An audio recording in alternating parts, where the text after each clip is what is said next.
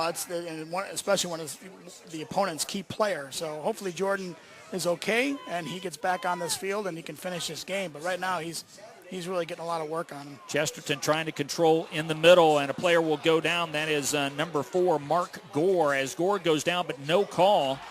So now here comes Memorial. Memorial, do they have numbers? No. The ball and the play is stopped as number 12, Brian Seawright, manages to get his foot on it, kicks it out, and the ball will come across the mid-stripe. So once again, we have seen a lot of action, have seen a lot of opportunities for each of these teams, but as of yet, 37 minutes into this first half, we have yet to see a ball in the back of the net in this 2007 boys IHSAA state championship soccer match. You've just seen a tremendous work ethic from both sides, just doing a heck of a job fighting for this ball, trying to get something in the back of the net and take control of this game. Well, the big story right now is Jordan Lewis, the senior, who plays left center mid and, of course, has 16 goals and 12 assists for this team, is one of the playmakers. Right now he is on the sidelines being tended to by the Chesterton training staff and the medical staff as they are trying to get the bleeding stopped on a cut, it looks like, to the top of his head, and they're still really working feverishly on him. Yeah, depending on what he would need, I don't know if he's going to require stitches. We don't know. We'd like to get a report from the bench maybe that would help us, but hopefully he gets back on the field because Chesterton really, really needs this boy. You know, I would love to know what percentage of these touches have been headers because there's been a lot of them. The ball's been in the air a lot, and that's the thing is that one of these teams has to try to get the ball on the ground, control it, play the ball to feet, serve the ball in the air when needed. But the ball's been in the air a lot, which has created a lot of these 50-50 balls in the air going elbows and heads, and you see the result. We've already had two players go down with head injuries, and Jordan getting the worst of it right now. And there's the whistle. It's going to get the ball back to Chesterton as we are now under 2 minutes to play here in the first half, 1 minute and 35 seconds.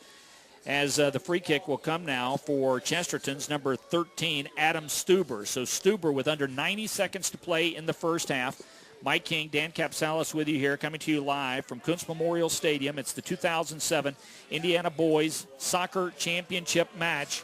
And we have seen a doozy so far. Lots of contact, no score, as we are now approaching 1 minute to play in the first half. The lights are on and now take full effect as the skies have cleared somewhat after a lot of rain and heavy overcast earlier this morning. A fabulous crowd here as Chesterton trying to clear the ball from their side of the field. And with 54 seconds to play, the throw-in, and here comes Evansville Memorial with yet another opportunity, Coach, as they continue to be able to work, and we have contact and another player down on the field, but no whistle. Let it play on.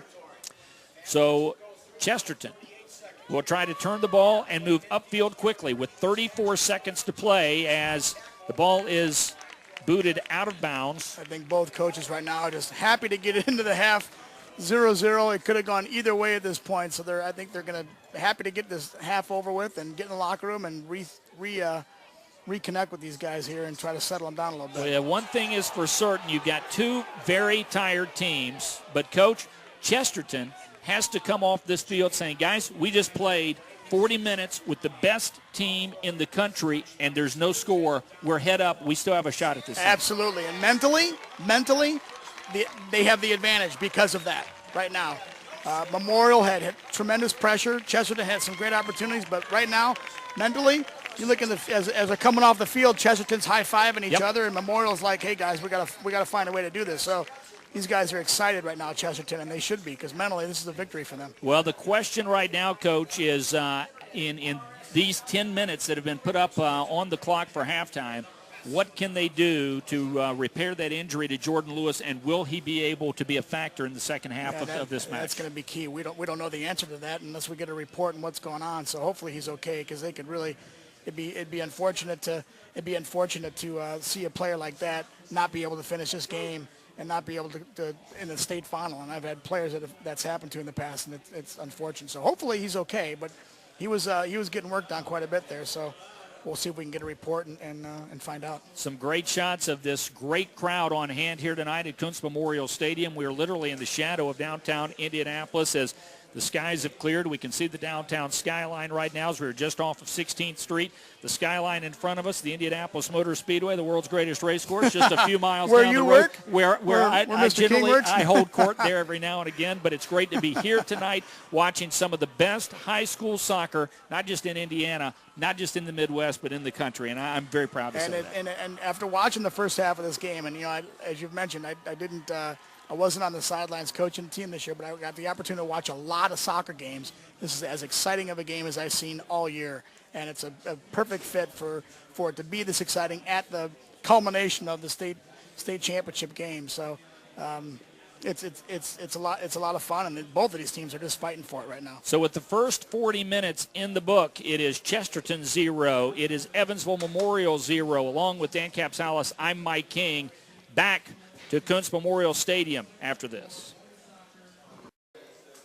Along with Coach Dan Capsalis, I'm Mike King. Welcome back to Kuntz Memorial Stadium here in downtown Indianapolis as we are getting set for the final 40 minutes of play in the 2007 Indiana boys soccer season.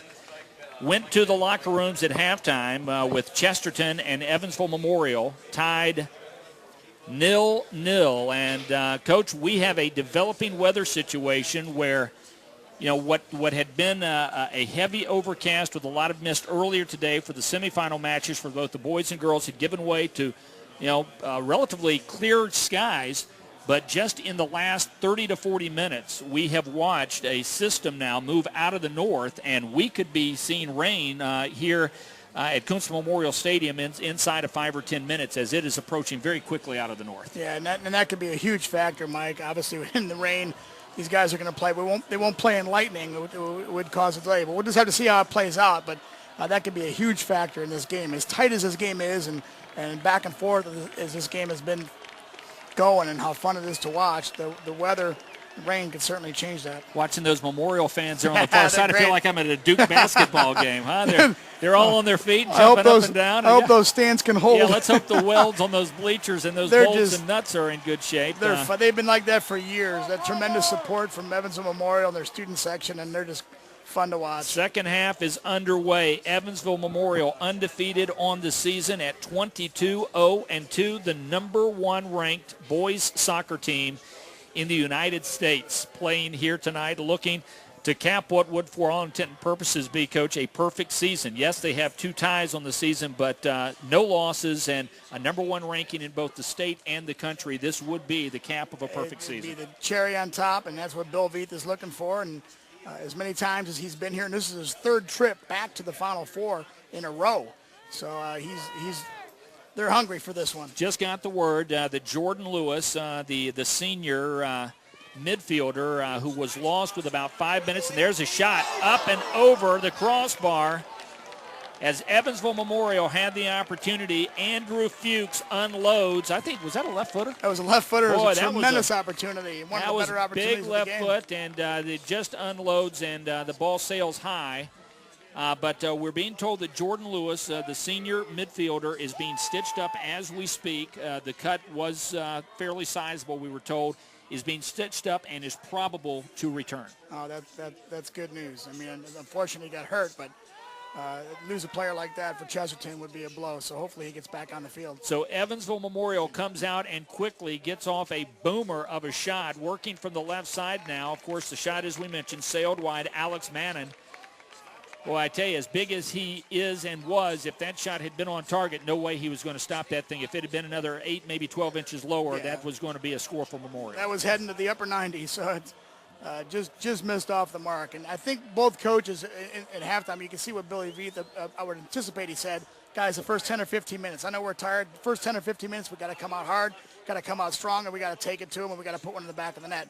And right now, Memorial is doing that. They're coming out very, very, very strong. Well, that was Alex Bitter, number 12, with the corner from the left side, and he will also handle the throw-in here. No, in fact, so Bitter will make the pass in as the throw-in will go to his teammate knocked out of bounds.